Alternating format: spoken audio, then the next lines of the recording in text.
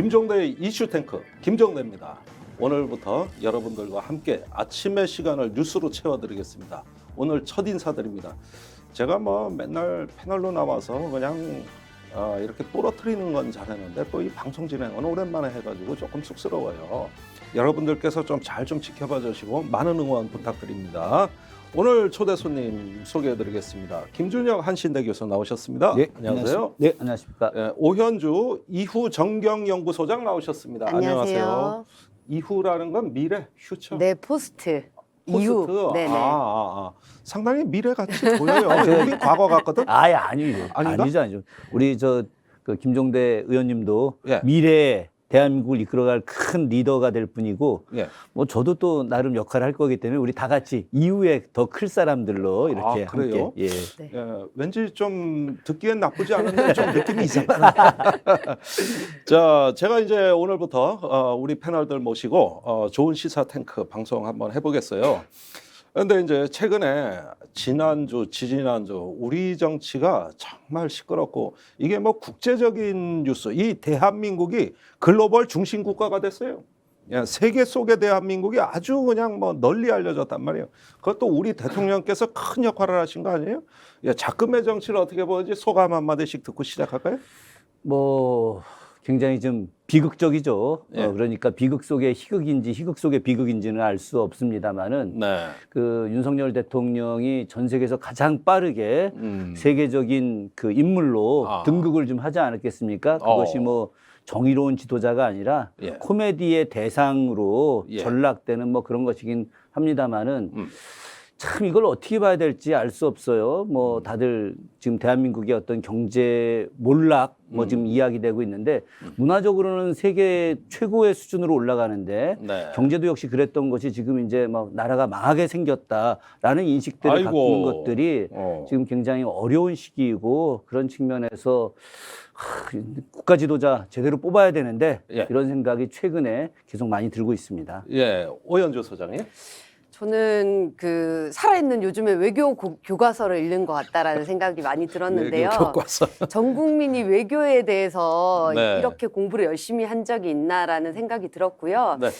비속어 논란이나 이런 것들은 처음에는 굉장히 우려스러웠는데 다양한 외신들의 반응이나 이제 외교적인 행태에서는 이렇게 일어날 수 있는 일, 그렇게 양해하고 넘어갈 수 있는 일이라고 생각을 했는데 오히려 이 대통령의 대처가 문제를 네. 더 키우는 걸 보면서 얼마나 잘못했을 때 사과를 하는 것이 중요한가라는 사실을 다시금 깨닫는 계기가 되었습니다. 예, 그렇군요. 자, 영국의 시사 코미디 프로죠. Have I Got News for You. 요 방송에서 윤석열 대통령이 달아줬어요. 여기서 퀴즈로 나왔는데 이 XX를 뭘로 번역하냐. 더 타임즈는 베스타드스 이런 단어가 있나 봐요. 이게 이제 영어로 계좌식, 네. XX, 베이비 이런 단어고 가디언은 F로 시작되는 커스. 그다음에 아이도시라는 단어도 나왔고요. 이러면서 이 욕설에 사용한 윤석열 대통령의 변명은 무엇이었을까요? 하면서 사실은 한국 EXX들이었다. 한국 워커스랍다. 이렇게 해가지고 여기서 이제 폭소가 터져서 아주 난리가 났습니다. 그래서 전 세계에 이렇게 코미디 소재로 나가는 게 한번 웃겨주는 것도 나쁜 일은 아니지 않습니까? 나쁜 일은 아니긴 하지만 예. 그런데 더 좋은 일로 이렇게 좀 만인들한테 웃음을 주면 좋을 텐데 예. 이게 희극의 소재가 된다는 것이 좀 안타깝죠. 그럼에도 불구하고 또 이제 새롭게 만들어낼 가능성은 있는데 예. 글쎄 저는 요즘 윤석열 대통령 좀 보면서 그 궁예가 자꾸 떠올라요. 궁예. 예. 어허. 그 궁예가 원래 평판이 굉장히 좋았던 사람이었거든요. 그렇습니다. 정말 평판이 좋았던 사람이었고 그래서 국가 지도자로 나가면서도 불구하고 병사들하고 똑같이 밥 먹고 네. 똑같이 옷 입고 같이 잠자고 이러면서 어디 나가면은 서로 와갖고 우리를 이렇게 다스려 달라고 예. 이렇게 요구하고 이랬었거든요. 예. 그러던 사람이 어느 순간부터 권력을 얻고 나서 매우 오만해졌죠. 윤석열 그렇죠. 대통령도 그 옛날 검사 시절에 그것이 잘못 알려질 수도 있겠지만 정의로운 검사인 척 했잖아요. 예. 그것 때문에 공정과 상식 이야기하면서 대통령까지 됐는데 이렇게 궁예처럼 폭력적인 사람으로 바뀌고 그 일종의 한쪽 눈으로만 세상을 바라보는 모습으로 변하다 보니까 네, 원래 좌우부동시라 그래요.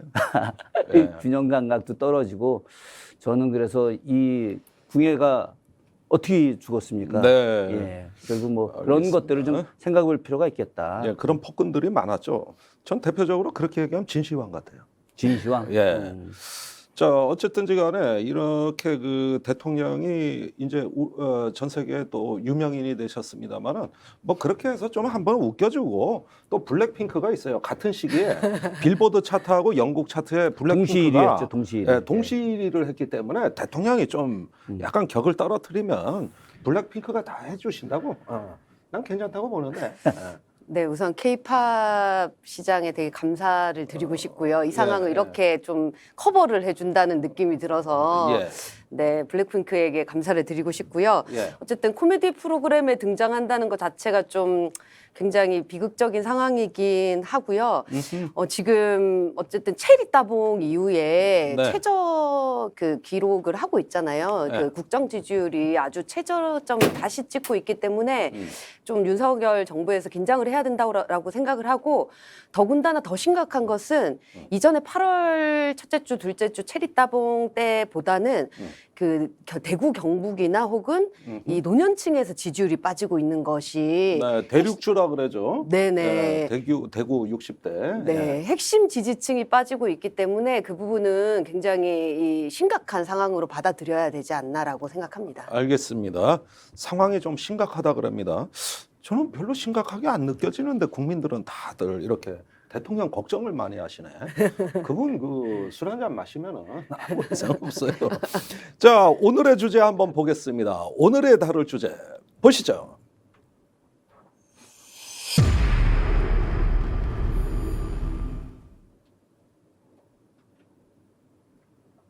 네. 자, 전직 대통령까지 이제는 정치의 한가운데로 소환되고 있습니다. 서해 피격 사건, 이게 2020년 사건이죠. 현재 감사원이 특별감사를 진행 중이고 검찰에서 수사를 하고 있는데 문재인 전 대통령에게 감사원이 서면 질의서를 보냈다. 이게 28일 날 보내진 걸로 돼 있고 그런데 밝혀진 거는 30날인 것 같습니다. 그 반송을 했다는 거예요. 자, 이거 어떻게 된 논란인지 한번 살펴보겠습니다. 어떻게 보셨습니까, 김 교수님? 그 최근에 그 야당 쪽에서 분명히 그렇게 이야기하죠. 대통령 그 문재인 대통령 쪽에서도 매우 무례한 짓이다라고 이야기를 하는데 저는 그 전체적인 걸 봤을 때 네. 감사원이 문재인 대통령한테 서면 질의 요구한 것 자체가 정치 감사다. 정치 감사다. 예, 정치 감사고 그리고 도저히 있을 수 없는 일이다. 왜 그렇죠? 왜 이게 정치 감사라고 보실까요? 아니 그 감사원이 최근에 하고 있는 일들이 다 그렇지 않습니까? 감사원이 뭐 국민권익위원회 감사를 비롯해서 네. KBS 감사 등 전임 정부 시절에 임명했던 사람들에 대한 사실은 엉터리 감사를 주로 하고 있는 것과 더불어서 네. 대통령을 모욕 주는 과정 속에서 전임 대통령을 모욕 주면서 본인들이 잘못된 지금 현재 상황들을 갖다 덮으려고 하는 거 아니냐. 네. 이슈를 이슈로 덮으려고 하는 일들이고 특히나 지금 이제 그 감사원 입장에서는 뭐 노태우 대통령, 김영삼 대통령, 뭐 이명박 대통령 다 서면 조사 받았다라고 이야기하면서 왜 문재인 대통령은 안 받느냐 이렇게 이야기하는데 그때 노태우 대통령 같은 경우는 율곡비리라고 하는 엄청난 내용 또 네. 김영삼 대통령 외환위기 또 그 이명박 대통령 거의 4대강 국가 뭐 참사 이거는 국난이죠. 진짜 이건 있을 수 없는 일들이고 그것을 네. 갖다가 뭐 이따가 더 설명드릴 수 있겠지만 대통령들이 주도했던 일들이었지 않습니까? 네. 그렇기 때문에 감사원에서 당시 대통령에 대한 서면 질의를 난 충분히 할 수 있다고 생각한 것이고 예. 그래서 그쪽에서도 이제 답변을 했던 것이었는데 지금 이 건은 문재인 대통령이 이렇게 뭐 결정을 했거나 문재인 대통령이 뭘 덮으라고 했거나 했던 일들이 전혀 아니기 때문에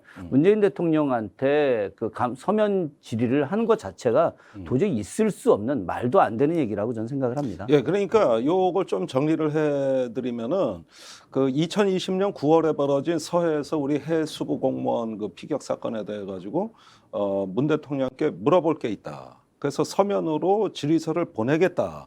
이렇게 한 것을 저기 양산에서는 안 받겠다. 그렇죠. 예, 안 받겠다. 그랬는데 다시 이메일이 와가지고 그 질의서를 받을 수 있는 장소, 시간, 방법을 알려달라 그러니까 이 이메일 자체를 반송해버린 그렇죠. 거예요. 예. 그래가지고 지금 질의서 내용이 뭔지 모르는 거죠. 아직까지는.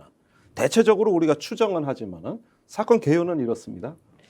네, 저는 사실은 서해 공무원 피격 사건 관련해서는 일정 정도 국민적인 의혹이 있다라고 생각을 하고 네. 한번 규명이 될 필요는 있다라고 생각을 그렇죠. 해요. 일단 바다에서 사람이 죽었으니까 네네. 한번 살펴보자. 이 정도야 뭐. 네, 그런데 중요한 것은 감사원이 이제 대통령에게 서면 조사까지 할 필요가 있냐? 이 부분이 이제 어제 그 뉴스의 핵심이었던 것 같은데요. 네. 사실은 지난번 6월 달에 그 감사원이 해수부 공무원 피격 사건에 관해서 해수부 해경이 다시 발표를 뒤집었잖아요. 예. 6월 17일인가 뒤집어요. 예. 그러고 나서 감사원이 그 다음 날인가 감사를 하겠다라고 발표를 합니다. 그렇습니다. 그렇기 때문에 굉장히 하루 만에 감사원이 마치 기다렸다는 듯이 준비가 되었다는 듯이 이 사실을 이미 알고 있었다는 듯이 네. 대응한 것은 이미 감사원의 감사 자체가 좀 정당성을 상실한 것이 아니냐라는 의구심을 품기 충분하다라는 생각이 들고요. 그리고 마치 그날 하루 만에 이제 감사를 시작한 것과 비슷하게 윤석열 대통령의 지지율이 28일 날 이제 여러 가지 해외 순방 논란 때문에 이렇게 곤두박질 치면서 네. 다시금 이 서면 나토 조사를 정상회의입니다. 네네네. 네. 다시금 서면 조사를 이렇게 얘기한 것은 일정 정도 다시 또 의구심을 가지기 충분하지 않냐. 예. 국정 지지도가 떨어진 것을 타개하기 위한 용이 아닌가. 예. 이런 좀 의구심을 가질 수 있는 시점이다. 예. 라는 점에서 약간 문제점을 살펴볼 필요가 있다고 생각합니다. 이게 이제 의구심은 가는데 우리가 의구심만 얘기할 수는 없고 뭐 기인지 아닌지 한번 부러뜨려 놔야 된다고 이거. 그러니까 자 6월부터 특별감사가 시작됐어요. 지금 거의 석 달이 다 돼가고 있습니다. 그렇죠. 석 달 동안 이 과거 문재인 정부에서 그 월북으로 추정된다는 수사 결과 발표를 뒤집을 만한 어떤 반증이라거나 또는 중대한 어떤 팩트가 조작됐거나 이런 게 밝혀진 게 있냐 이거. 아니 그러니까 지금 그 해경에서 예. 이전에 있었던 사건에 대한 자료를 가지고 당시 월북으로 추정된다라고 이야기를 했었지 않습니까? 네. 그리고 나서 그 자료가 하나도 다르지 않은 자료를 가지고 다시 아니다라고 이야기를 한 것, 정권이 바뀌자마자 네. 사실 이거에 대해서 국민들이 어떻게 공감을 하겠습니까? 만약에 이것이 이렇게 바뀌었다고 한다면은 이번에 이제 오늘부터 국정감사 시작되는 거 아니겠습니까? 그렇습니다. 국감에서 명백하게 밝히던가 아니면 현재도 역시 마찬가지로 검찰에서 이 문제와 관련해서 전 국정원장 서훈 그리고 박지원 이분들에 대해서 지금 그 조사를 하고 있지 않습니까? 네. 그런데 아직까지 서훈 전 국정원장하고 박지원 국정원장 소환 조사에서 실제로 이 관련된 내용을 갖다가 전혀 밝히지 못하고 있거든요. 네. 그러니까 지금 현재 검찰이든 아니면 해경이든 명확하게 그때 서해 공무원 피격 사건과 관련해서 제대로 된 새로운 증거를 하나도 제시하지 않은 이런 상황이고 그리고 이것이 실체적으로 어떤 진실이 있는지를 제대로 진행하지도 못하는 상황에서 느닷없이 문재인 대통령한테 서면 질의를 했다. 이것은 전혀 절차상 네. 맞지 않는 이야기다. 좋습니다. 제가 이거 조금 정리 좀 해드려야 될 것 같은데 이 사건의 실체적 진실은 그 월북이냐 아니냐 이거를 규명하려고 모든 검찰 조사나 감사가 시작된 거거든요. 그렇죠. 자, 그런데 이 월북을 추정했던 1차적 근거는 군의 SI 첩보라고 얘기하는 특수정보입니다. 이건 북한을 감청한 거거든요.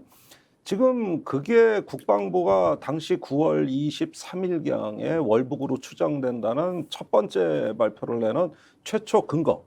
해경이 아니라 국방부가 그랬던 것은 북한 정보를 갖고 있기 때문에 그 북한이 바다에서 해상 신문한 거를 감청한 내용이거든요. 거기에 월북 의사가 드러났다. 이게 이제 스모킹건이 된 것이고 그 두 번째로 해경의 수사에서 이게 월북으로 추정된다고 했던 거는 한 몇 가지 근거가 있는데 첫째, 실족이나 표류는 아니다.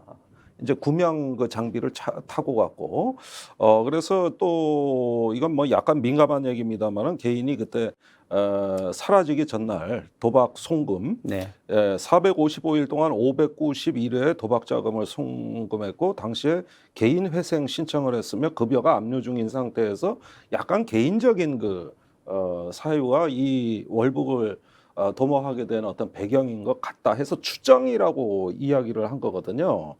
그러면 이건 해경 발표예요.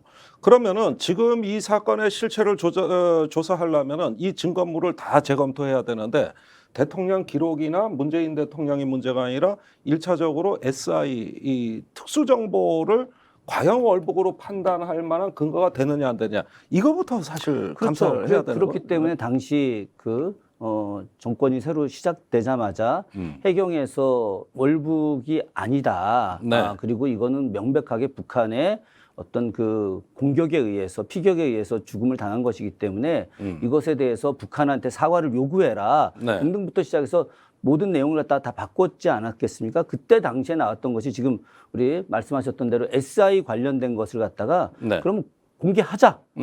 그러니까 처음에는 막 그 지금 국민의힘에서 SI 공개하자라고 했을 때 네. 당시 윤건영 그 전 안보실장 그 이제 비서관 같은 경우가 이것에 대해서 공개를 하게 되면 이것은 국방에 상당한 문제가 생기는 거다. 그렇기 때문에 공개할 수가 없는 것이다라고 이야기를 했었고 그러다가 그 뒤에 다시 하도 이 국민의힘과 여당 쪽에서 난리를 치니까 그러면 SI 공개하자라고 했는데 역으로 지금 국민의힘에선 그러면 공개를 하게 되면 문제가 되니까 공개하지 말자 이렇게 된 거 아니겠습니까? 네. 그럼 아주 간단하게 이 문제와 관련해서 그럼 전에도 이야기 나왔던 대로 아주 소수의 대표성을 가진 사람들 그리고 절대 이 정보가 외부로 나가지 않는 것을 전제 조건으로 해서 열람이라도 SI를 열람하게 하면은 여기서 실체적 진실이 다 나올 거 아니겠습니까? 네. 그렇게 하면 간단하게 해결될 수 있는 문제를 갖다가 SI를 갖다가 전혀 서로 간에 이렇게 국민의힘과 지금 그 감사원이든 뭐 여기서 전혀 이것을 갖다가 열람할 생각을 하지 않고 오히려 계속해서 이것은 조작된 것이다. 네. 그리고 당시에 여당이었던 더불어민주당과 청와대가 이것은 의도적으로 왜곡한 것이다. 그래서 알겠습니다. 그들에 의해서 지금 그 서해 공무원 피격 사건의 진실이 밝혀지지 않고 있다. 이렇게 하는 것은 저는 언어 도단이라고 생각을 합니다. 아니 그러니까 처음부터 스모킹건이 있어요. 그 SI 첩보는 공개하면은 문제는 뭐냐면은 감청 우리 정보 능력이 노출되는 거기 때문에 안 된다. 국가 안보에 지장이 있다 이 얘기인데 과거에 그 NLL 대화록 남북 정상회담 그 대화록은 그 존재 자체도 아는 사람도 몇 사람도 안 되는 국가의 1급 거의 기밀이란 말입니다. 이거 정치적으로 깐 게 누굽니까? 필요하면 공개하는 거예요. 그런데 이거는 SI 그 안보에 지장이 있다 이래가지고 피하고 오로지 대통령 기록물만 공격한단 말이에요. 네, 약간 다른 곳을 때리고 있다라고 이제 말씀을 하시는 건데 아까 약간 얘기 중에 좀 바로잡을 게 있다고 생각하는데 이 해경의 수사 결과를 뒤집은 것 중에 이제 해경이 이렇게 월북한 것이 아니다라고 약간 이런 뉘앙스로 말씀하시는데 정확하게 얘기하면 해경이 다시 수사 결과를 뒤집은 것은 월북으로 판단할 만한 근거가 없다. 그렇죠. 증거가 예, 없다. 증거가 이거였죠. 없다라고 얘기했기 때문에 정확하게는 검찰 수사에서 저는 그거는 밝혀야 된다라고 생각을 하는 부분인데요. 문제는 오히려 검찰 수사가 그렇게 진행되고 있는 상황에서 이번에 이제 서면 조사라고 하는 것이 뭐 검찰 수사는 검찰 수사대로 진행되고 있는데 네. 이 감사원에서는 계속적으로 이거를 문제 삼으면서 감사원에서 뭐 박지원 국가정보원장이나 이런 사람들을 조사를 얘기하자고 했는데 그거는 그렇죠. 이미 하지도 않고 문재인 대통령에게 바로 서면 조사를 하는 것 자체가 네. 단계상으로 굉장히 무리한 것이다라는 의미에서 지금 문재인 대통령의 서면 조사가 적절하지 않다라는 얘기를 드릴 수 있을 것 같습니다. 그런데 이 문제는 저는 예정된 거라고 봐요. 처음부터 노림수가 전 대통령이었어요. 네. 그러니까 이게 왜 그러냐면 거듭 말씀드리지만은 이 사건에 대한 실체적 진실은 1차 자료에 다 있는 겁니다. 해경의 수사 자료, 그다음에 군의 SI 첩보 이런 걸 통해 가지고 우리 천안함 때 조사하듯이 이거 좌초 아니야. 이거 좌초도 아니고 그렇다고 해 가지고 기뢰도 아니야. 이것저것 다 빼고 나중에 북한 어뢰만 남은 거란 말입니다. 이래 가지고 집중을 하는 건데 이게 좌초가 맞냐? 월북이 맞냐? 또 저 다른 요인에 의한 어떤 그 타력에 의해서 진행된 일이 가능성이 있냐. 이걸 오컴의 면도날 같이 제거하면서 그 증거에 맞춰보는 거거든요. 그럼 이게 1차 자료가 핵심이 되는 건데 지금 처음부터 대통령 기록물 그 청와대 회의록 보겠다 이래가지고 이게 초기 국면부터 달라들었던 거는 원래부터가 이 문재인 대통령을 타겟으로 해서 기획된 거 아니냐 이게요. 뭐 이건 명확한 건 아니지만 과거 이제 대통령 당선되고 나서 인수위가 구성이 되었지 않습니까? 예. 인수위 구성 안에서도 과연 이제 향후에 어떻게 할 것이냐 뭐 이런 논의들이 좀 있었다는 거죠. 있었는데 그건 뭐 명확한 건 아니라고 제가 미리 좀 말씀드리는데 그때 나왔던 안 중에 하나가 바로 전임 대통령 문재인 대통령을 이렇게 포토라인에 세우고 네. 모욕 주기 이게 하나가 있는 것이고 또 하나가 이재명 이제 현 민주당 더불어민주당 당 대표를 식물인간으로 만드는 이제 그런 안이 논의가 됐었다라고 하는 이야기들이 당시에 이제 좀 떠돌기도 했었는데 저는 윤석열 대통령과 지금 국민의힘이 문재인 대통령을 전임 문재인 대통령을 포토라인에 세우고 이분을 구속을 시키는 것이 바로 자기네들의 정권을 연장하거나 혹은 정권을 유지하는데 매우 도움이 된다라고 생각을 하는 것 자체가 굉장히 잘못된 발상이라고 생각을 해요. 한국 정치의 오래된 악습이자 예. 습관입니다, 사실은. 근데 이게 그 문재인 대통령을 갖다가 포토라인에 세우고 감옥에 보내는 것이 중요한 게 아니라 지금 현재 얼마나 어려운 시기입니까? 지금 저희들도 그 이야기하지만 더 이상 여야 정쟁 이런 것보다 민생 안정을 추구하는 것이 더 낫다라고 생각하고 조금 어느 한쪽이 지금 손해를 본다 하더라도 과감하게 이쯤에서 네. 알렉산더가 밧줄을 갖다 얽혀있는 밧줄을 칼로 잘라내듯이 네. 지금 이걸 다 통으로 잘라내고 새롭게 딱 시작하는 것들도 필요하다. 이렇게들 많은 사람들이 이야기하고 있지 않습니까? 이러던 와중에 갑자기 전임 대통령 감사원 서면 질의가 나왔다. 이건 정말 윤석열 정부가 굉장히 큰 실책이라고 생각을 합니다. 좋습니다. 제가 이것 때문에 취재를 좀 해봤어요. 아, 그러셨어요? 그래서 이제 그 전에 청와대 근무하셨던 분들 또 국무위원 지내셨던 분들한테 전화를 돌려봤는데 문재인 전 대통령께서는 저번에 서훈 안보실장, 박지원 전 국정원장이 고발당할 때 그때 대통령 본인이 메시지를 내려고 했대요. 아예 언론에 내가 입장을 직접 밝히겠다.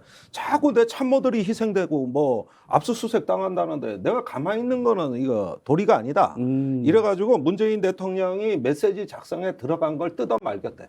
이러시면은 이게 오히려 정치의 한복판으로 들어가셔가지고 그러는데 저희들이 어떻게 감당해 보겠습니다. 이래가지고 말렸다는 거예요. 그런데 이번에 그 질의서가 28일 날 왔잖아요. 그렇죠. 그 질의하겠다고 그 이메일이 왔는데 이번엔 내겠다. 이번엔 내가 직접 메시지를 내겠다. 그러니까 또 이제 만류를 한 거야. 같은 사람들이. 그러지 말고 이번에는 민주당에서 의원들이 입장을 밝히겠다. 여기 대통령 입장까지 다 넣겠다 해가지고 그래서 엊그제 그 처금회인가요? 네. 그 청와대 출신 네. 의원들 그 기자회견하고 또 TF도 하나 있죠. 네. 안보 뭐더라 뭐 정치보복 뭐 이거 TF 정치탄압대책위원회. 대책위원회 해가지고 그게 서둘러 나갔다는 거예요. 그래가지고 이게 양산 측하고 협의한 건데 자, 이 일련의 흐름은 뭘 의미하는 거냐면은 이 끊임없이 문재인 전 대통령을 정치 안으로 소환하는 겁니다. 그 불러낸다는 거는 뭐 망신주기다 뭐다 하지만은 과거에 김대중 노무현 대통령 같이 문재인 대통령이 호락호락 당할까요? 저는 이거는 정책의 정당성에 관한 논의이기 때문에 과거 뭐 비자금 사건도 아니고 논두렁 시계도 아니고 이거는 국가 정책에 관한 거기 때문에 저는 문재인 대통령이 맞서 싸울 거다. 아마 그럴 마음을 갖고 계신다. 저는 100% 그럴 거라고 생각하는 이유가 사실 그 노무현 대통령의 그 역사가 있지 않습니까? 네. 당시 그 이명박 정부가 검찰을 동원해서 노무현 대통령과 그 일가족의 망신 주기 이런 것들이 뭐 우리 국민들 지금 다 생생히 기억하고 있겠지만 당시 소고기 광우병 파동으로 인해서 이명박 정부의 지지율이 곤두박질 쳤고 그래서 이명박 대통령이 끝내 사과까지 하지 않았겠습니까?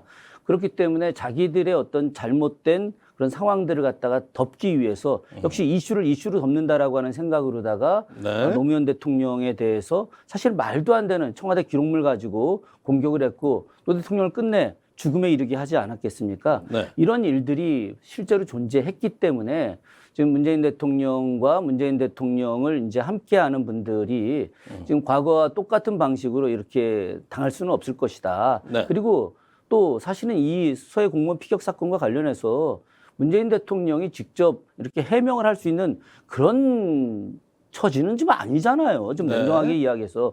그렇기 때문에 이 문제와 관련해서 여기서 현재 그냥 그대로 지켜만 보고 있다고 한다면 윤석열 정부에서 어떠한 도발들이 있을지 네. 또 알 수 없기 때문에 저는 이참에서 문재인 대통령의 어떤 그 입장을 정확하게 내놓을 필요는 있겠다 하는 자, 생각을 합니다. 문제는 말입니다. 이제 정치의 판이 바뀌는 거예요.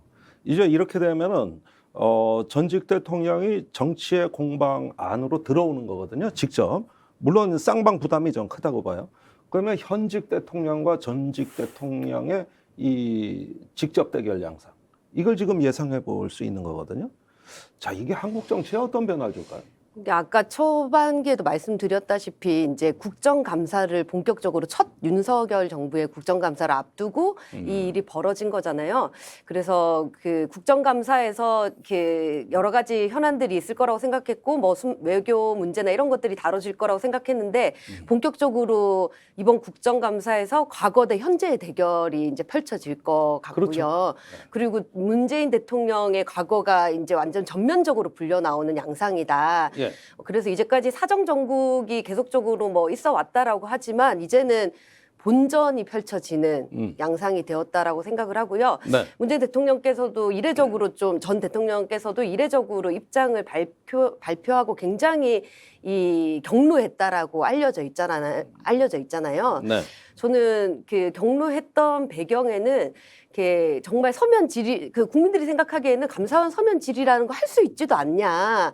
이거 그냥 답변하면 떳떳하다면 답변하면 되지 않냐라는 이제 얘기들도 많이 나오고 있는데 문제는 정말 이것이 대통령이 답할 일인가라는 데 초점이 좀 있다라고 봅니다. 네. 그 아까 뭐 얘기하시기로는 그 서면 질의 내용이 잘 안 알려졌다라고 얘기하는데 또 한편은 일각에서는 이렇게 과장 정도가 답변할 수 있는 내용을 담았다라는 얘기가 있어요. 이미 이제 네. 내용 과장 정도. 네네네 예. 뭐 과장 정도가 그러면 얘기할 수 있는 청와대는 거를 행정관입니다. 네네. 예, 행정관 정도, 비서관도 그렇기 때문에 이것을 대통령에게 물었다는 것 자체가 굉장히 일종의 모욕이라고 할 수 있다는 점에서 예, 이미 이제 박지원 전 국정원장이나 서훈 안보실장에 대해서 예. 이렇게 서면 출석 조사를 하라고 했는데 출석을 거부했잖아요. 예. 그러면 전 단계에서 이미 그 조사를 해야 되는 사람들이 조사를 거부했기 때문에 그런 절차를 제대로 거치지도 않고 바로 문재인 전 대통령에게 서면 질의를 통보했다는 거는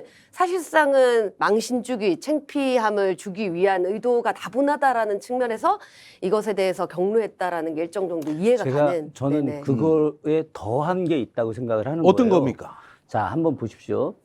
서훈 국정원장하고 그 박지원 전 국정원장에 대한 조사에 대해서 최재일 감사원장이 뭐라고 얘기를 했느냐. 대통령한테 대면 보고를 해서 승인을 받은 거다 이야기했어요. 뭘 승인받은 거죠?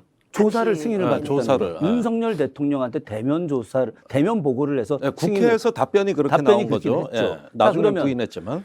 이번 건 같은 경우가 윤석열 대통령의 승인 없이 감사원이 전임 문재인 대통령한테 서면 조사 요구를 했겠습니까? 아니죠. 이거는 아직 명확하게 밝혀지지 않았지만 분명히 윤석열 대통령이 그렇게 하라고 지시를 했기 때문에 했을 가능성이 높아요. 네. 왜냐하면 지난번에도 감사원장이 그 감사원의 기능이 어떤 그 헌법에 의한 독립기관의 어떤 역할보다도 네. 대통령을 보좌하는 기관, 뭐 대통령을 도우는 기관, 뭐 이런 식으로 답변하지 않았겠습니까? 예. 사실 이건 말도 안 되는 이야기인데 지금 현재 감사원이 그런 역할로 하락돼 버린 거예요. 떨어진 거예요. 그런데 지금 이 상황에서 감사원이 대통령한테 보고를 직접 하고 네. 그리고 대통령이 승인을 했고 그래서 문재인 대통령한테 서면 조사를 했으니까 문재인 대통령과 대통령 쪽 사람들 입장에서 이건 윤석열 대통령의 지시에 의해서 한 것이라고 생각을 하는 것이고 네. 그럼 현 정부가 바로 과거 정부에 대해서 모든 것들을 갖다가 공격하고자 하는 이제 신호탄으로 보았기 때문에 그리고 앞으로 굉장히 큰 사건이 날 것이라고 생각하기 때문에 더 무리하다고 판단한 거죠. 그런데 그러니까 뭐 아까 말씀하신 것처럼 최재 감사원장이 당시에 그 감사원 그 법제사법위원회 이제 질의에서 감사원이 국정을 지원하는 기관이다라는 발언한 것이 굉장히 부적절했다고 봅니다. 다만 그 민주당이나 이제 일각에서 얘기하는 것처럼 이 사건을 그 윤석열 대통령께서 직접 지휘했을 것이다, 지시를 했을 것이다라는 측면에서 조금 저는 과한 추측이라고 생각을 하는데요. 네. 감사원이 알아서 움직인 것이지 정말 대통령의 지시를 그렇게 받고 했다면 그렇게 그런 것들이 남아 있다라면 정말 문제적이지만 저는 사실은 이신점심에서 검찰 조사가 이뤄지는 상황에서 감사원이 적극적으로 본인들이 총알바지로 나서겠다, 돌격대를 자처하겠다라는 측면이 강하지. 돌격대. 네, 대통령의 지시가 있었을 거라는 거는 뭐 이걸 증명할 수도 없을 뿐더러 앞으로 밝혀지기도 어려울 뿐더러 과도한 추측일 수 있다. 자, 좋습니다. 이게 조금 정리를 해봐야겠는데요. 감사원이란 기관이 어떤 기관이냐? 이게 독립기관이에요. 독립기관이요. 그러니까 저기 국무회의에 참석하지 못해요. 참석해서도 안 돼요. 그러니까 감사원장은 임명장 받는 순간을 빼고 퇴임할 때까지 청와대에 한 번도 들어가서는 안 되는 기관장입니다. 무슨 뭐 대책회의, 점검회의, 검토회의, 국무회의 이런 자리에 감사원장은 들어가면 안 되는 거예요. 왜냐? 정부를 견제해야 되니까. 예, 그래가지고 나름대로의 독립기관이라고 하긴 뭐합니다만 자율성을 가진 기관이고, 그 다음에 감사원의 모든 그 감사 개시라든가 감사 결과에 대한 어떤 최종 그 의결은 감사위원회를 거쳐야 됩니다.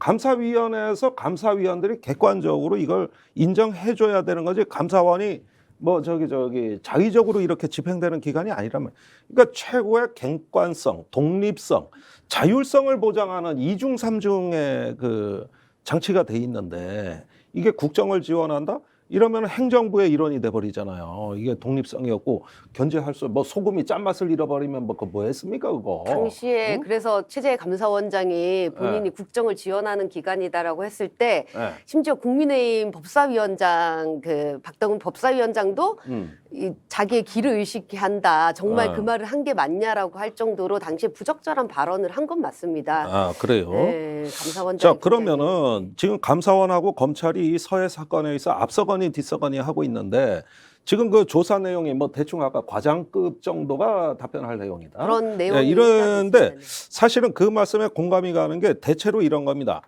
예를 들어서 A라는 집이 도덕을 강도가 왔다 갔어요. 근데 저놈이 용의자 같아. 그래가지고 이제 조사를 해가지고 CCTV도 막 보고 해가지고 그 A라는 집에 요 B라는 용의자가 가서 이 도둑질을 했느냐 안 했느냐 이걸 규명해야 되는데 이걸 하려고 이 B 용의자를 조사하다 보니까 엉뚱한 게 나온 거예요. 가다가 노상방뇨도 했고 금연구역에서 담배도 폈고 민주시민으로서 해서는 안 되는 짓을 자꾸 이렇게 하는 것 같은 거예요. 그러니까 이제 사건이 그쪽으로 가는 거예요. 결국 실체적 진실하고는 점점 멀어지는 거란 말이에요. 이게 서해 사건을 보니까 특수정보를 내부망에서 지웠다. 또 뭐 군도 삭제하려고 국방부에서 하니까 우리도 삭제하자. 삭제했다. 네. 그런데 국방부 장관은 그 서버에 저장 잘 돼 있는데요. 네. 그다음에 국정원장이 뭘 삭제했다. 그런데 삭제하건 말건 그건 국방부 자료니까 우리는 협조받아 활용만 하면 되지 저장할 의무도 없고 삭제하든 보관하든 어쨌든지 간에 국방부 자산이다. 이것도 삭제했다. 그래서 뭘 조작했다 이렇게 몰고 가려니까 이제 이런 건들이 나왔는데 지금 조사 내용은 전부 그겁니다. 박지원 그 국정원장 그 자택에 압수수색을 하는데 영장 기재 내용을 보니 예상하고 다르더래. 그 실체적 진실하고는 거리가 먼 거라는 거죠. 그러더니 이제 국가 기밀, 뭐 보호 이런 쪽으로 지금 탈탈 털고 있어요. 이거 실체적 진실하고 관계 있는 거예요, 이게? 저는 정치쇼라고 철저하게 생각합니다. 네. 그렇기 때문에 지금 이제 이걸 어째서? 언론을 통해서 자꾸 뭔가를 보여주고 네. 그 속에서 실제적 진실과 관계없이 전임 정부가 네. 엄청나게 잘못한 거다. 자꾸 오늘 아침 같은 경우도 지금 그 모든 언론에서 한겨레 신문을 제외하고 윤석열 대통령의 어떤 그 비속어 문제 지금 계속 얼마나 많은 논란이 되고 있습니까? 네. 단 하나도 나오지 않았어요. 그렇듯이 현 정부가 지금 언론을 굉장히 통제하고 있거든요. 네. 통제하는 상황 속에서 전임 대통령에 대해서 감사원에서 서면 질의 요구한 것이 이것에 대해 답변을 하지 않는다. 그럼 전임 대통령이 뭔가를 엄청나게 숨기고 있다. 그러면 지금 문재인 정부가 지금 과거에 이 문제뿐만이 아니라 굉장히 많은 것들을 숨기고 국정 운영을 갖다 잘못했고 그 속에서 윤석열 정부가 거꾸로 이 적폐들을 갖다가 청산하는 모습을 보인다. 그러니 지금 뭐 나토 순방 외교 참사니 아니면 이번 뉴욕 외교 참사니 영국 조문 외교 참사니 아니면 비속어 논란이 이런 걸 갖다가 다 다 묻혀버리게 하고 더군다나 또 내일 네. 또 어떤 일들이 벌어지겠습니까? 내일 모레죠. 6일 날. 네. 6일 날 그 이준석 예. 당 대표가 이렇게 비대위와 관련해서 가처분 법원에 신청. 가처분 신청한 거 예. 이 부분에 대해서도 지금 사전에 그 이슈를 갖다 덮기 위해서 지금 미리 준비한 것이다. 저는 개인적으로 그렇게 봐요. 그래서 만약에 이준석 당대표가 했던 가처분 신청이 인용이 되게 되면 이 문재인 대통령과 관련된 이 내용을 더 부풀릴 것이고 네. 만약에 기각이 된다고 싶으면 요건 잠깐 수면으로 접어놨다가 다음에 또 다른 잘못된 이슈가 나왔을 때 이걸 다시 또 꺼내려고 하는 그런 의도가 있지 않을까 그렇게 아니 추정을 그런데 해봅니다. 예. 다 그 의도는 뻔히 이제 보여서 그 누구나 다 그런 이야기는 할 것 같은데 문제는 국민들 수준이 있잖아요. 아이 그럼요. 아니 지금 세상이 이렇게 수사권 저 검찰 권력 앞세워 가지고 이 나라가 통치가 되는 나라입니까 이게? 어? 아니 그 기도야 언론에 그 모의죽이라 그래요. 그 한동훈 특수부주 있을 때 잘했어요. 이렇게 기사거리 뿌려줘 일면 톱으로 하면은 언론들이 와서 거기서 다 그냥 뭐 주워 먹는 이거 당 모의죽이라 그러는데 이런 식으로 하는 것도 화무 11홍 꽃은 열흘을 불지 않는단 말이에요 이게. 그런데 그 지지율 떨어졌다고 해가지고 이런 식의 어떤 이슈로 넘다 이거는 YS 때 통하던 아니 얘기 아니에요? 그러니까 어제 나온 여론조사가 오히려 국민의힘 지지율이 더 떨어져 버렸어요. 네. 이 건이 나오고 나서 더 떨어진 거야. 그리고 민주당 지지율은 조금 더 올라갔고 왜 그렇겠습니까? 국민들이 이렇게 하는 것들에 대해서 인정하지 않는 거예요. 그리고 오히려 국민들 지금 바보로 하나 정말 국민들 개돼지로 하나 이런 정도로 생각을 하는 거죠. 아니 그런데 개돼지로 아는 그 아청꾼들이 왜 이렇게 많아요 정치권에? 근데 사실 흙을 지난 베기라 그러고. 이렇게 좀 안타까운 것은 지난 5개월 동안 윤석열 정부의 행태가 계속적으로 이런 그러니까 본인들의 지지율이 조금 떨어진다. 그러면 다시 사정 정국이나 이런 것들을 이렇게 뉴스의 이슈로 띄우고 이런 것들이 끊임없이 반복되고 있다라는 거고 네. 특히나 가장 이제 그 많이 뭐 보수 정권들이 많이 활용하는 게 북한 이슈인 거잖아요. 그렇습니다. 그런데 사실 그 20, 30대 특히나 청년들 층에서는 더 이상은 북풍이나 뭐 이런 북한 이슈 이런 것들이 안 먹혀요? 절대 안 먹히는 게 이미 전 정권에서 여러 가지 시도들 이렇게 이전에도 보수 정권들이 여러 시도를 했지만 사실 이렇게 선거 때마다 먹히지 않잖아요. 이제는 더 이상 그렇기 때문에 이런 것들을 가지고 이렇게 이것밖에 할 줄 모르니까 이걸 한다라는 생각을 지울 수가 없는 게 어허 이거 참 큰일이네. 그거밖에 할 줄 모르면 어떡합니까 이거 가르쳐 줄 수도 없고. 2010년에 천안함 사건이 났었을 때 그때 이제 초반에 다 그 지방선거가 있었지 않습니까? 6월이죠. 그 지방선거가 민주당이 대패할 것이다라고 생각을 했는데 그 맞아요. 천안함의 역풍으로다가 민주당이 대승을 했었어요. 당시에 네. 지방선거 때. 그때부터 시작해서 당시 국민들은 야 북풍이 더 이상 먹히지 않는다. 과거에 뭐 저 돈 주고 총 좀 쏴달라 휴전선에서 총풍 뭐 이런 것들이 이제 더 이상 먹히지 않는 시대가 온 것이고 지금 알겠습니다. 이 윤석열 정부는 되게 전근대적 사고를 갖고 있어요. 이 사람들 네. 50대 사람들 같아요. 유신 보니까. 때라 그랬잖아요. 유신 때 예전에. 거의 그러니까. 수준이 그 수준이니까 예, 유신 시대 교련복 입고 우리. 근데 천안함 사건이 이제 3월에 나고 이명박 정부는 무지한히 혼란과 자기 모순에 빠져가지고 붕괴돼 있었어요. 그래가지고 6월 지방선거에 이걸 북풍으로 이끌어 나갈 동력을 잃은 것이죠. 그런데 북풍은 기획하면 됩니다.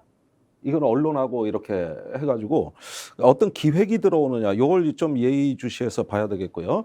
2008년에 소고기 수입 개방 사태로 광화문에서 이제 촛불 시위가 열리고 6월이 돼서 미국하고 재협상이 됐는데 그러고도 시위대가 철수하지가 않자 김성호 국정원장을 MB가 부릅니다.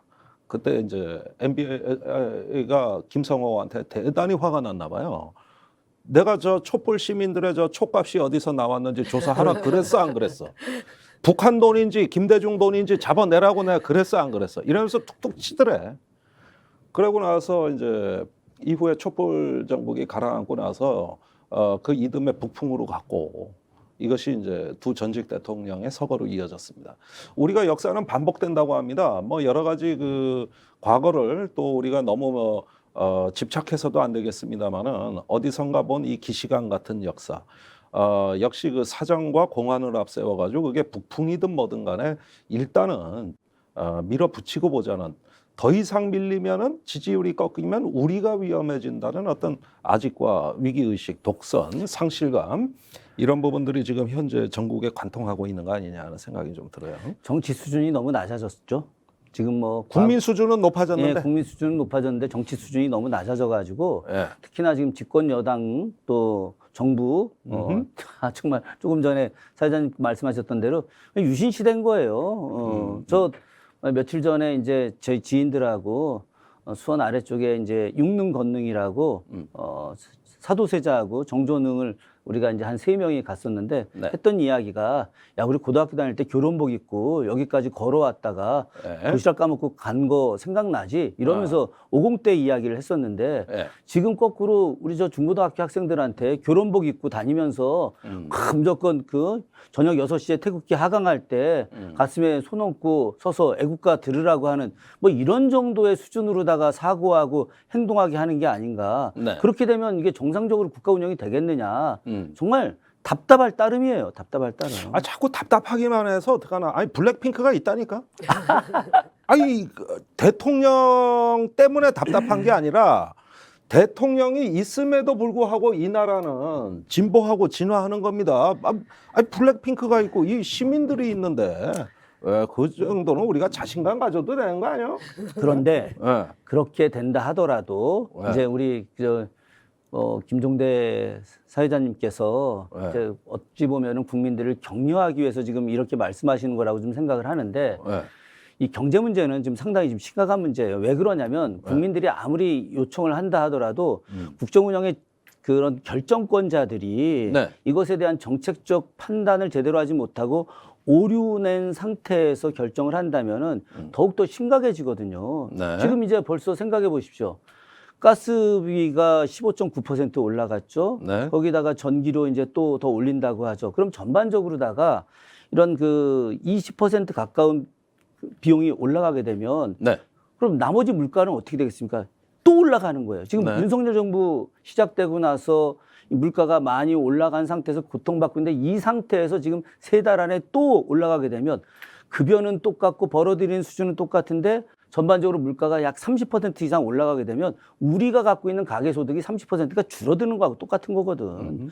이런 부분들은 아무리 시민의식이 뛰어난다 하더라도 해결될 수 없는 부분이 분명히 존재하기 때문에 네. 그래서 저희들이 블랙핑크가 우리를 갖다가 옆에서 지켜줄 것이긴 하나 그럼에도 불구하고 우리의 삶을 우리가 지키기에는 너무 어려운 측면이 존재한다는 네, 거죠. 아니, 중요한 말씀이세요. IMF 사태가 왜 일어났습니까? 당시에 한보다 김현철 그 대통령 차남의 국정농단이다 해서 MB가 스트레스가 극에 달했다고. 그때가 집권 초의 그 황금 시대, 이 지지율의 아주 영광의 시대가 끝나가고 있었을 때고 대통령의 그 스트레스가 극에 달하고 야당하고 싸우려고만 하고 그러니까 청와대 수석들이 대통령한테 이 쓴소리복을 잘 못하는 거예요. 그래가지고 그 외환에 어떤 그 이상 징후가 있다는 거를 수석을 제끼고 저 비서관이 대통령한테 직보한 거 아닙니까? 수석한테 올렸는데 이 비상 상황인데 안 올리거든, YS한테. 그래가지고 거의 뭐 청와대에서 있을 수 없는 일, 하극상을 한 거지. 이게 지름길을 찾아가지고 YS한테 했는데, 그러니까 YS는 이 외환위기가 왜 왔는지도 모르고 외환위기를 당한 거예요. 예? 그러니까 이게 국정이 국내 정치에 매몰되면서 이제 그 국민 통합이 깨지고 이 협치의 공간이 무너졌을 때 대통령은 외로운 직업이거든요. 사실 청와대 안에서 심지어 대통령실 안에서도 대통령도 왕따당할 수 있고 고립당할 수도 있다. 이게 권력의 비정한 그 일면이거든요. IMF에 보면 그런 게 보여요. 이번에 혹시 그런 일이 없을까? 이런 거 걱정되는 거 아니에요, 이게? 갑자기 그 얘기 하시니까 조금 생각이 드는 게 그 최근에 이제 김건희 그 대통령 그 뭐냐 청와대 이전 관련해 가지고 여러 가지 비용 문제나 이런 거 나오면서 네. 이제 다시 또 김건희 여사 관련 논란이 벌어졌잖아요. 네. 근데 대통령이 이거를 알았나 몰랐나 그 영빈관 네, 모른다 그랬죠. 몰랐다라는 얘기들이 있잖아요. 네. 그래서 그 대통령이 이 얘기를 왜 못 듣고 있는지 영빈관 신축 관련해서 정보를 알았는지 몰랐는지 이런 것들도 국정감사의 약간 핵심 포인트지 않을까 이런 이제 생각이 좀 들었고요. 제가 좀 걱정이 되는 거는 감사원이라는 게 정말 저한테는 이제 제 뭐 나이 때나 이렇게 생각해 봤을 때 감사원의 존재라는 게 굉장히 이 국가의 정권의 독립적이고 물론 감사원은 늘 이렇게 정권의 하수인이 아니냐라는 의구심을 샀지만 저한테는 굉장히 이렇게 좋은 기억들이 있거든요. 예를 들면 아니 본인 나이가 어때서 왜 내 나이 때는 그렇게 생각한다. 네네 예를 들면 내가 보기엔 좋은 나이 내 나이가 어때서 그 아까 율곡비리 뭐 노태우 정권 때도 이제 정권 그 뭐냐 서면 조사를 받았다 노태우 대통령도 이렇게 얘기를 했잖아요. 그때 감사원장이 이회창 맞아요. 이제 전 한나라당 총재였잖아요. 그때 막 그 처음으로 대통령에 대해서 제대로 감사를 한다 이러면서 굉장히 국민적으로 인기가 높아졌고 또 신망도 높아서 대통령 후보까지 간 사실이 있잖아요. 그런 거 봤을 때 감사원 공부 오늘 많이 하고 나오셨어. 네, 감사원. 계속하세요. 그래서 감사원이라는 게 저한테는 어떤 면에서는 굉장히 이렇게 필요한 일을 한다라는 이미지가 강했는데 문제는 이번에 감사원의 행보를 보면서는 도대체 왜 감사원이 이렇게까지 되었나라는 생각이 좀 들었던 것 같아요. 참 좋은 말씀, 좋은 네네. 말씀이에요. 이 체제 감사원장의 뭐 실언이라고 할지라도 어떤 정권에 이렇게 지원 역할을 한다라는 감사원의 위치 선정도 그렇고 그 다음에 이번에 정권 위기 타개용으로 감사원이 계속적으로 뭔가 30가지 넘게 전 정부의 감사를 실시한다라는 것도 굉장히 어떤 건 할 수 있다라고 생각하지만 30개를 넘게 한다라고 했을 때는 아 정말 그 감사원이 어떤 이성을 상실하고 이것에만 매몰되어 있구나라는 생각이 들면서 뭐 이성까지 상실은 좀 그렇고 어쨌든지 간에 매몰돼 있다. 네네 야, 굉장히 여기까지 듣게. 매몰되어 있다라는 측면에서 이렇게 좀 균형추를 상실한 것이 아닌가라는 생각이 많이 그러니까 들었습니다. 그 이것도 조금 더 면밀하게 봐야 될 게 뭐냐면은 당시에 무명의 대법관 출신 이회창 감사원장이 일약국민적 스타로 떠오르는 이유는 그 율곡비리 감사에서 노태우 대통령 조사를 하면서 하나의 영웅화된 이미지도 그렇죠. 있지만 사실은 그게 아니에요. YS가 이회창이 너무 감사가 많이 나간다고 노태우 조사를 막으려고 했던 거예요. 사실은 그 둘 사이에 밀약이 있다는 썰도 많았잖아요. 김영삼의 대선 자금이 어디서 나왔냐? 그때 김대중 총재도 20억 원 받았다고. 노태우 대통령한테. 근데 김영삼한테 20억 줬겠냐고. 이거 어마어마하게 줬겠죠. 적어도 100배요. 예. 그런데 그 자금들이 무기 도입 거래에서 이렇게 많이 조성이 된 거라면은 문제는 뭐냐면 그 감사원이 율곡 비리를 지나치게 수사하고 전직 대통령이 흔들어대면 김영삼의 대선 자금이 문제되는 겁니다. 그러니까 김영삼이 대통령이 그 이회창을 청와대로 불렀다고 이게 해서는 안 되는 짓을 한 거지. 그러고 나서 이회창 대표가 사실은 반은 수그러들었어요. 그러나 언론에는 어떻게 비춰졌냐 하면은 대통령도 불편해하는데 저 사람은 대쪽 법관으로 자기 갈 길 간다. 네, 저희는 그렇게 배웠습니다. 이렇게 된 건데 사실은 꼬랑지 내렸는데 언론엔 그렇게 나간대. 근데 네. 중요한 거는 이제 우리가 여기서 좀 더 명확하게 해야 될 거는 그럼에도 불구하고 당시에 노태우 대통령에게 서면 조사를 하게 된 것은 당시 율곡 비리의 핵심이 이제 주력 공군기를 선정하는 건데 한국형전투기. 그 FA-18에서 F-16으로 기종을 바꾸게 돼요. 제가 오기 전에 이제 어제 김종대 의원님이 사회자 하신다고 연락이 와가지고 네. 내가 긴장해서 내가 막 이제 7비부터 막 공부를 한 거야. 야, 공부를 했더니 오랜만에 듣네. 비행기 한 대가 한 400억 정도 하는 거예요. 네. 비행기 한 대가. 그러면 비행기 한 대가 400억이다. 상상할 수 없는 금액이잖아요. 뭐 그런- 지금은 1,000억 넘어요. 뭐 지금은 네. 뭐 1,000억 넘지만 92년도 그 당시에 그렇지. 그러니까 엄청난 거죠. 이 음. 비용들을 갖다가 대통령이 기종 전환을 갖다가 대통령이 결정을 하는 거야. 이미 다 FA18로 결정이 나서 나 공군도 이게 좋다고 하고 국방연구원도 좋다고 했는데 노태우 대통령이 바꾸니까 그로 인해서 생겨났던 엄청난 비자금들이 존재할 거 아니겠습니까? 네. 그런 비자금들이 이제 문제가 되는 것이기 때문에 이 부분에 대해서는 노태우 대통령한테 왜 그렇게 했느냐라고 한 소면지를 난 충분히 할 수 있다는 거죠. 물론 그 사이에 나온 비자금이 YS한테 가서 YS의 어떤 대선에 영향을 준 거고 뭐 분명하고 그걸 또 가로막을 역할도 있었다고 하겠지만 그런데 지금 이제 다시 앞으로 돌아가자면 문재인 대통령한테 소해공무원 피격 사건과 관련돼서 대통령 당신이 빨리 이 관련된 내용을 말하시오라고 하는 거는 있을 수 없다는 얘기죠. 네, 좋습니다.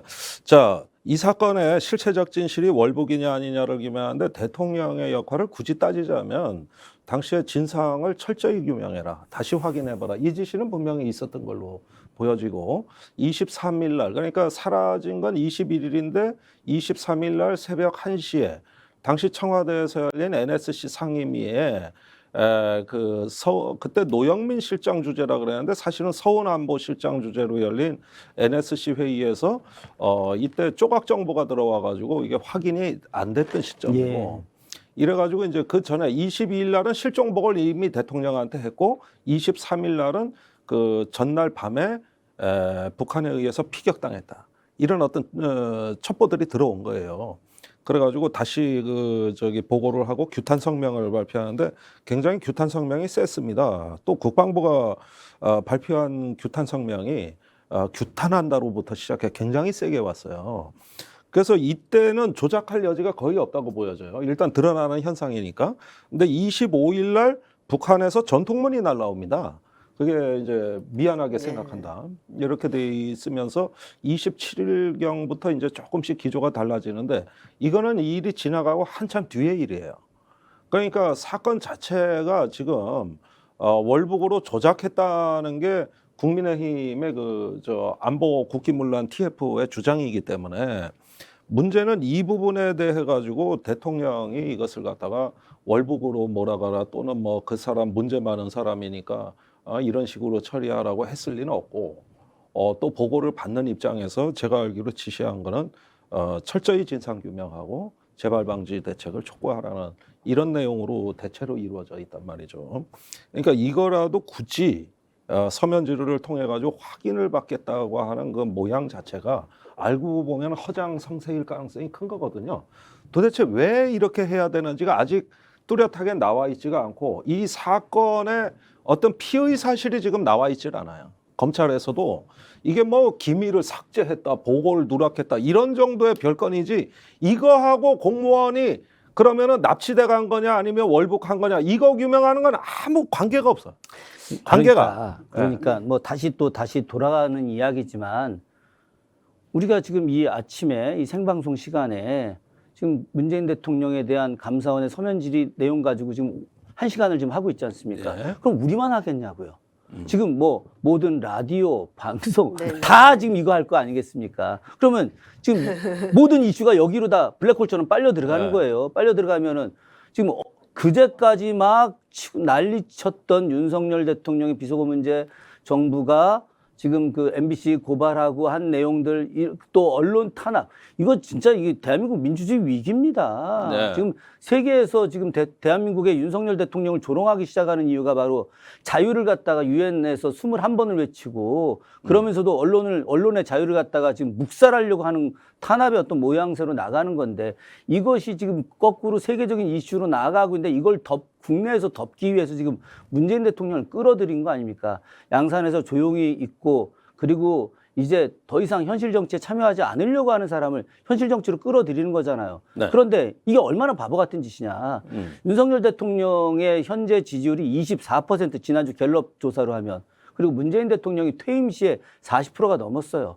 거꾸로 40%가 넘었던 전임 대통령과 현재 20% 초반에 있는 현임 대통령의 대결, 물론 현임 대통령이 더 큰 권력을 갖고 있지만 그러나 백성들, 국민들의 지지, 시민들의 지지는 전임 대통령이 더 높은 것이거든요. 이 부분을 갖다가 간과한 상태에서 전쟁을 하려고 하니까 오히려 저는 윤석열 현 대통령실과 여당이 패배할 가능성이 더 높다. 지금이라도 이 이슈에 대해서 빨리 접고 오히려 대통령실이 물론 사과를 하는 것을 원천적으로 되게 싫어하는 사람들이지만 그런데 전임 대통령에 대한 감사원의 그런 내용은 좀 부적절하다 정도 유감이다라는 정도로 표현해서 이걸 일단락하는 것이 지금 정부 여당한테 매우 좋은 일이다라고 저는 생각을 합니다. 근데 발음처럼 감사원이 사과를 할 리는 만무한 것 같고요. 사실은 지금 상황에서는 오히려 감사원은 문재인 대통령이나 뭐 박지원 전 국정원장 서면 조사든 출석 조사든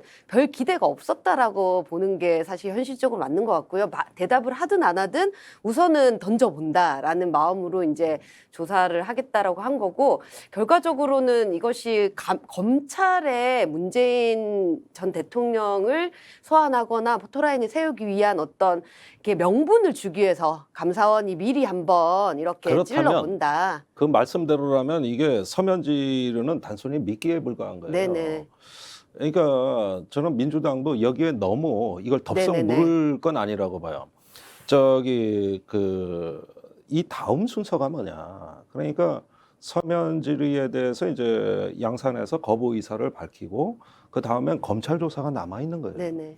그러니까 다시 말하면은 지금까지 감사원하고 검찰이 서로 폭탄 돌리기를 해온 거라고. 누가 전직 대통령을 얽어맬 거냐. 폭탄 돌리기. 예, 감사원이 먼저 손을 든 이 거죠. 게임을 해왔는데 감사원이 먼저 손을 들므로써 지금 검찰 입장에서는 땡큐죠. 손 안 대고 코 푼 거죠. 예, 그래서 공안부 입장에서는 이 감사원의 특별조사국이 고마운 거라고요. 이렇게 해서 그걸 감사원이 한번 미끼를 던져줬고 본 게임은 검찰에서 있다고 봐야 되겠죠. 그리고 제가 민주당에도 여러 차례 얘기했는 게 그 6월 달에 이렇게 지난 정부의 수사 결과가 뒤집히고 그 다음에 7월인가요? 그 전직 안보실장 국정원장 고소당하는 거 보고 전쟁 선포해라.